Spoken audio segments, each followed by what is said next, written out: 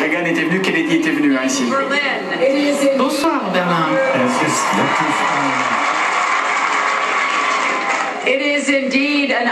C'est un honneur et un véritable privilège pour moi d'être ici au nom du président Barack Obama des États-Unis d'Amérique. Pour commémorer avec vous cette nuit d'il y a 20 ans, lorsque l'histoire est passée au travers des barbelés et a vraiment donné une nouvelle donne, pas seulement pour les gens de Berlin, pas seulement pour le peuple allemand, mais pour le monde tout entier. Et cette nuit a été le résultat des efforts, des prières et des travaux de tant de personnes.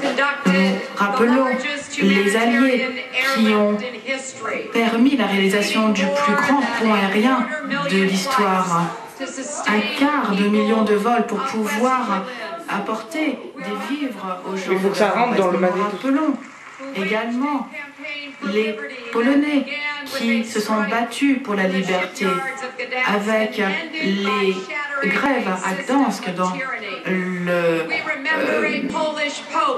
le chantier naval de Gdansk. Nous nous rappelons également toutes ces aspirations pour la liberté des peuples dans l'Europe tout entière.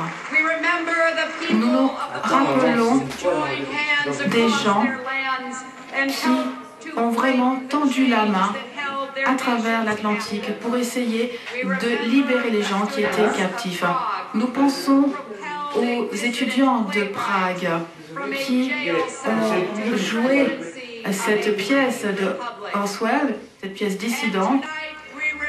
Et ce soir, nous nous rappelons également que les Allemands, des deux côtés du mur, mais surtout les Allemands à l'Est, se sont élevés pour dire non, c'est fini, la liberté, c'est notre droit, et nous allons l'avoir par nous-mêmes.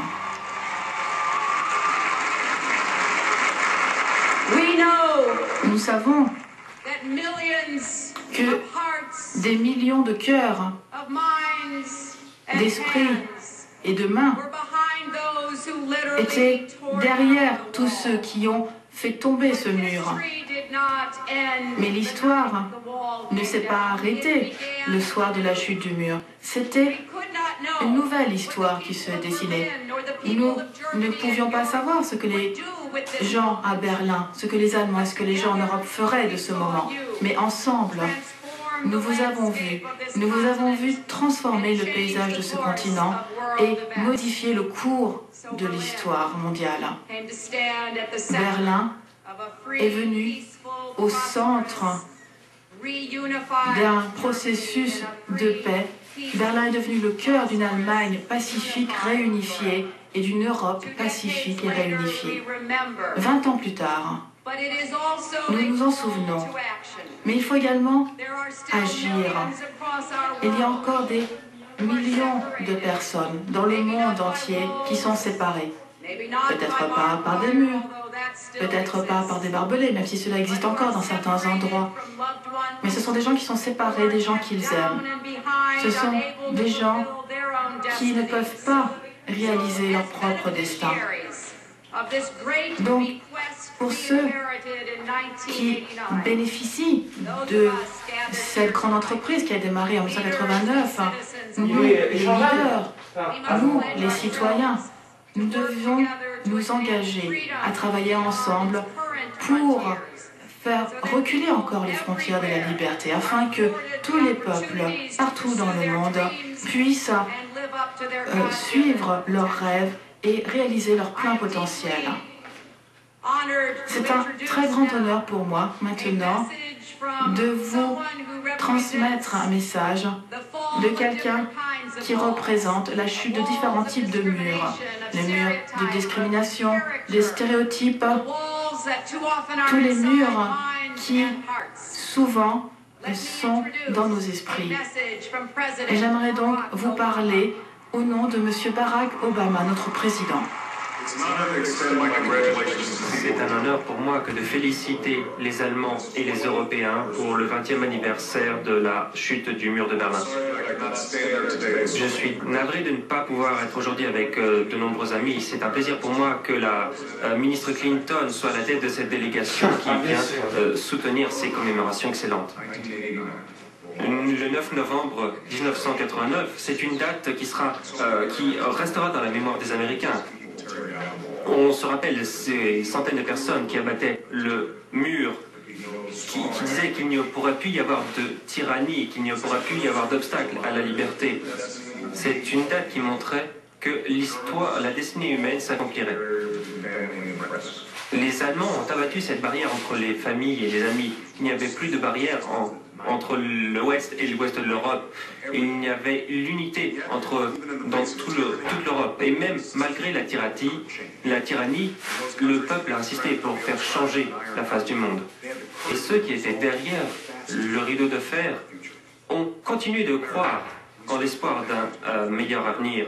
En Amérique, nous avons soutenu nos amis et nos familles en Europe des deux côtés du rideau de fer pour reconstruire l'histoire, l'Europe après la guerre. C'était des liens inébranlables qui nous liaient à l'Europe et surtout le lien des valeurs communes. Dans notre déclaration d'indépendance, nous avons dit que tous les hommes sont créés égaux et qu'ils ont le droit à la vie, la liberté et la recherche du bonheur.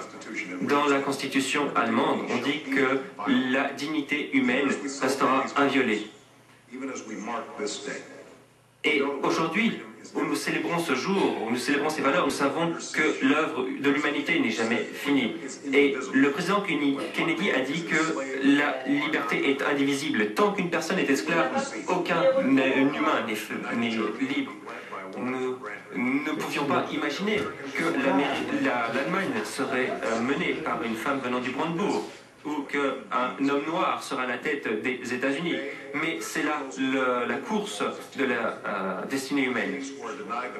Il y a encore aujourd'hui des êtres humains à qui on nie les droits humains les plus basiques. C'est pour cela que cette journée est pour eux tout autant que pour nous. C'est pour ceux qui croient que même malgré le cynisme, le doute, la pression, ceux qui croient que l'on peut vraiment abattre les murs. Il ne faut jamais oublier le 9 novembre 1989 ou le sacrifice de ceux qui ont rendu ce jour possible.